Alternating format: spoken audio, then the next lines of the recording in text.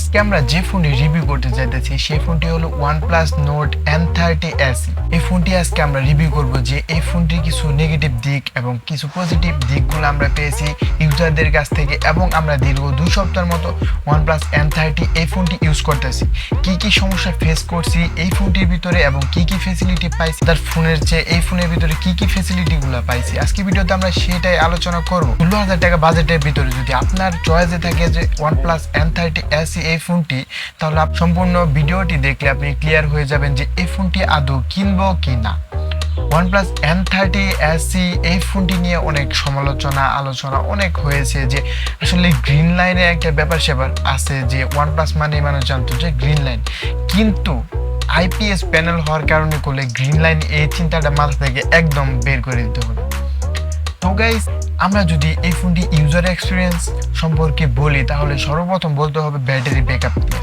আমরা অনেক জনের অভিযোগ পাইছি যে OnePlus N30 SE এই ফোনটির ভিতরে ব্যাটারি ব্যাকআপটা বলে খুবই কম, এবং কেন কম, কিসের জন্য কম, এই প্রশ্নের উত্তর খুঁজতে গিয়ে আমরা রিসার্চ করে পেয়েছি যে আসলে OnePlus N30 SE এই বাজেটের ভিতরে আদার্স ব্র্যান্ড যেখানে HD প্লাস দিতেছে, OnePlus সেখানে ফুল HD প্লাস দিতেছে। আদার্স ব্র্যান্ড যেখানে ইউনিসক 612 এবং G85 এর মতো চিপসেট দিতেছে, OnePlus সেখানে ডায়মন্ড সিটির মতো চিপসেট দিতেছে, যার কারণে আপনার ব্যাটারি ব্যাকআপটা একটু কম হয় স্যার।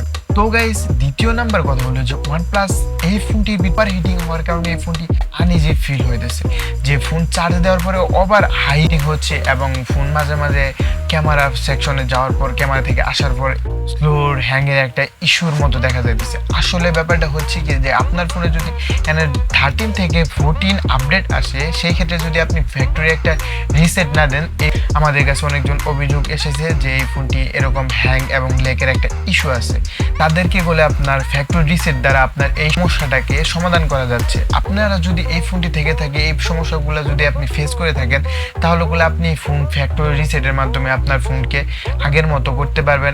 এই ফোনটার ভিতরে কি সুবিধার দিকগুলো পেয়েছে যা কাস্টমার এখন পর্যন্ত এই ফোনটার পাগল।